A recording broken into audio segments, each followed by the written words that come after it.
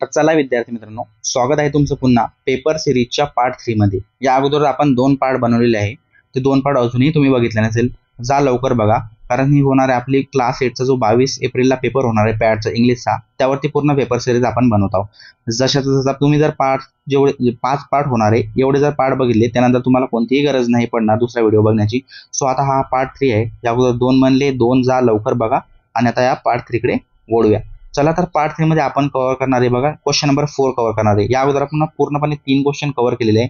अजूनही व्हिडिओला लाईक केले नसेल लवकर लाईक करा, चॅनलला सबस्क्राइब करा, बेल आयकॉनवर प्रेस करा, जेणेकरून मी जेव्हा पण व्हिडिओ अपलोड करेन सगळ्यात पहिले नोटिफिकेशन तुम्हाला भेटून जाणार आहे। तर चला सरळ जाऊया आपण क्वेश्चन नंबर 4 कडे। क्वेश्चन नंबर 4 मध्ये दिले, read the following passage carefully and do the activities. खालील दिला उतारा तुम्हाला व्यवस्थितपणे वाचायचा आहे आणि ऍक्टिव्हिटी करायची आहे। कंप्लीट द फॉलोइंग सेंटेन्सेस करायचे आहे तुम्हाला, उतारा वाचून कंप्लीट सेंटेन्सेस करायचा आहे। उतारा जर तुम्हाला ब्लर दिसत असेल तर मी खाली उतारा जसं तसं लिहून देतो, तो वाचायचा एकदा तुम्हाला स्क्रीनशॉट काढून घ्यायचा आहे आणि त्याच्यानुसार आन्सर करायचा आहे। तर चला बघूया की काय दिलंय उतारामध्ये। उतारा तुम्हाला इफ काही प्रॉब्लेम नसेल तर मी वाचून पण दाखवतो, इफ तुम्हाला स्क्रीनशॉट काढून तुम्ही पण वाचू शकता। चला मी एकदा वाचून दाखवतो। Bless with the lush greenery and the mighty river Brahmaputra the people of Assam have lot of celebrate. So Bihu is the chief festival of the state. Bihu कोणता फेस्टिवल आहे? Chief festival of Bihu. It celebrated by peoples and the religions caste और tribes. There are different sets of Bihu mark the beginning of the harvesting season. Okay, the completion of the sowing and the end of the harvest season. The bihu dance is used once performed by both young men and the women and is noted the bricks steps of dance movements. Unusual. The instruments are provided traditional music for the dance like the dhol, which is similar of drum. Okay, the pipa and the wind instrument made is from the buffalo horn. ठीक आहे, there are the some enjoying the festival of Bihu like that. Bihu फेस्टिवलवर एक तुमचा paragraph आलेला आहे, तर त्यावरती कोणत्या प्रकारचे क्वेश्चन तुम्हाला पेपरमध्ये विचारलेले ते बघूया आपण। क्वेश्चन नंबर ए विचारला आहे, कंप्लीट द सेंटेन्सेस करायचे तुम्हाला, फिल ब्लँक पास करायचे। बघा पहिले दिले, what is the chief festival of Assam, कोणता आहे? Bihu is the chief festival of Assam, Bihu. Okay, there is the answer, Bihu festival आहे हा आसामचा। सेकंड वन दिले, the song have been handed down, which song? The song have handed down for the generation to generation. ठीक आहे, याचा answer आहे generation to generation. त्यानंतर बघा आता क्वेश्चन नंबर तुम्हाला बी दिलेला आहे। बी मध्ये काय दिलंय?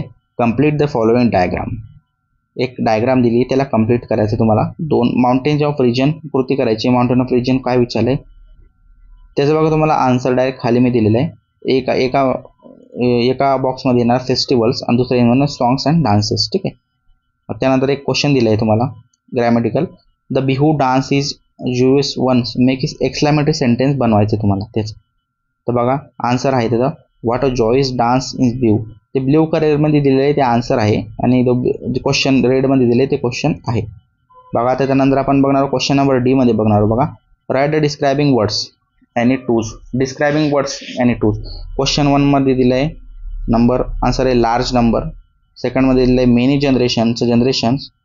त्यानंतर लिटरेचरचं एन्शियंट लिटरेचर दिलेलं आहे। क्वेश्चन नंबर 4 मध्ये दिलं आहे आन्सर डीप फिलिंग्स, याचं आन्सर दिलं आहे तुम्हाला, डीप फिलिंग्स आन्सर दिलं आहे। त्यानंतर क्वेश्चन नंबर ई दिलेला आहे बघा तुम्हाला, make a list of 4 festival celebrate in your area. तुम्हाला 4 असे सण सांगायचे की जे तुमच्या भागामध्ये सेलिब्रेट केले जातात। जसे इंडियामध्ये महाराष्ट्र, इफ तुम्ही जर महाराष्ट्र घेतला तर पण महाराष्ट्राचे एक्झाम देतो, महाराष्ट्रामध्ये कोणते सण साजरे केले जातात त्यानुसार तुम्हाला 4 लिहायचे।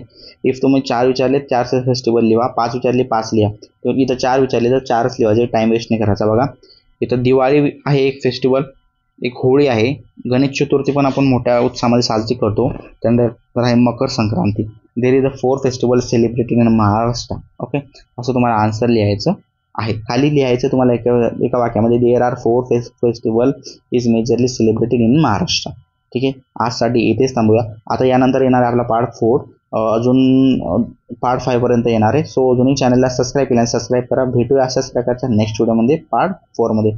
Thank you for watching this video, bye bye, take care.